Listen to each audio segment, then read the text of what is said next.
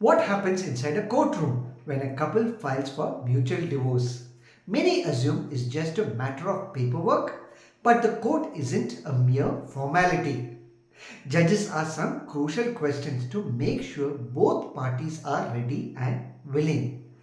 If you're wondering what these questions are and why are they so important, you've landed in the right place. Stay with me, and by the end of this video, you will know exactly what to expect and how to be prepared for that crucial court hearing.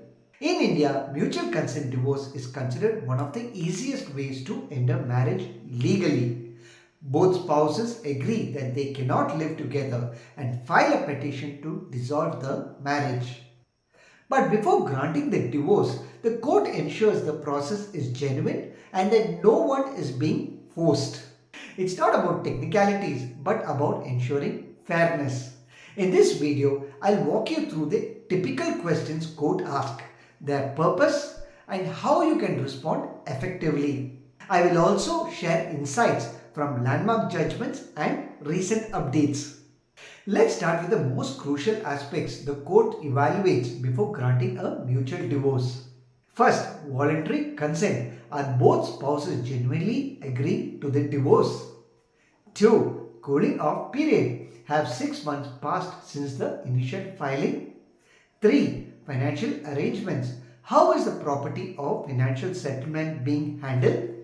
4. Custody of children. What are the plans for child custody? 5. Future legal claims.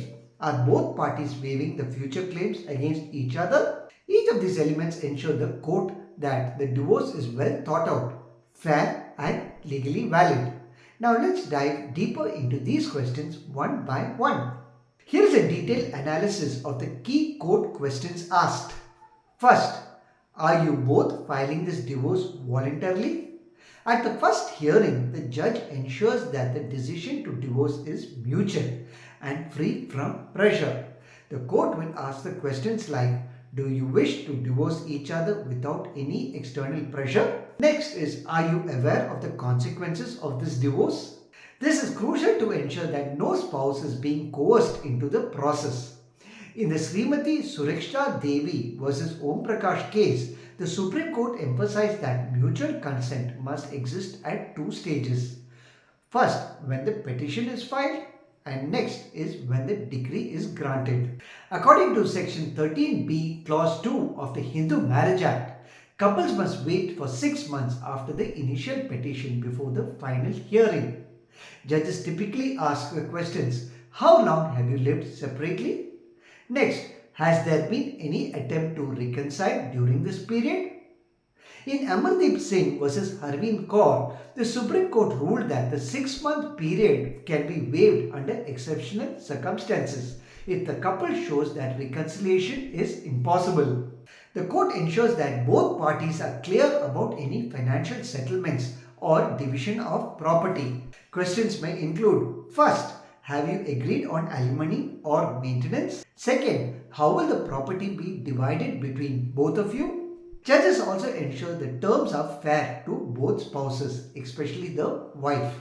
In the case Rajneesh versus Neha, the Supreme Court laid down guidelines for avoiding maintenance to ensure economic fairness post-divorce.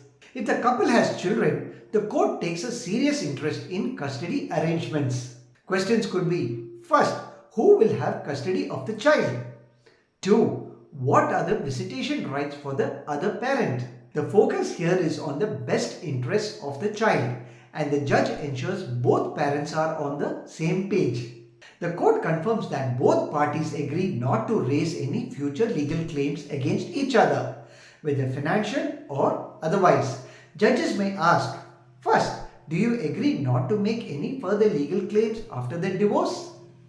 This ensures that both spouses leave the marriage on fair and legally binding terms. If either party feels coerced or believes the other party is hiding assets or withholding crucial information, they can take the following actions. First, inform the judge. If at any stage one spouse feels pressured, they may raise the issue in court. The judge halts the process immediately. Second, file a complaint of coercion or fraud. Under Section 23 of the Hindu Marriage Act, courts can refuse divorce if coercion is detected. 3. Seek legal aid. If you feel confused or overwhelmed, consult a lawyer. Legal aid services are also available for those unable to afford private representation. 4. Request reconciliation counseling.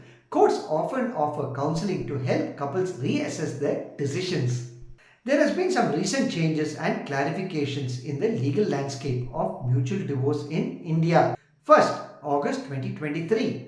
The Supreme Court has reiterated that the 6-month cooling off period is not mandatory and can be waived based on the couple's circumstances. 2. In a 2024 bill, a proposal is under discussion to streamline mutual divorce procedures to make them quicker by reducing the waiting period under certain conditions. These changes aim to make the divorce process smoother and more responsive to the needs of couples. So, as you see, mutual divorce in India involves more than just a signed agreement. The court asks several important questions to ensure fairness, honesty, and consent. Understanding these questions help you stay prepared and confident. Let's recap what we have discussed in this video. First, ensure your decision to divorce is mutual and voluntary. 2. Complete the 6-month cooling off period unless waived. 3. Settle financial matters fairly before the final hearing. 4. Plan child custody arrangements if applicable. 5. Weigh future claims against each other for a clean break. If you are going through a mutual divorce or thinking about it, make sure to prepare well for the court hearing. Legal experts can make the process smoother, so don't hesitate to seek professional advice. If you found this video helpful, hit the like button and subscribe for more legal insights. See you in the next video. Take care. Bye.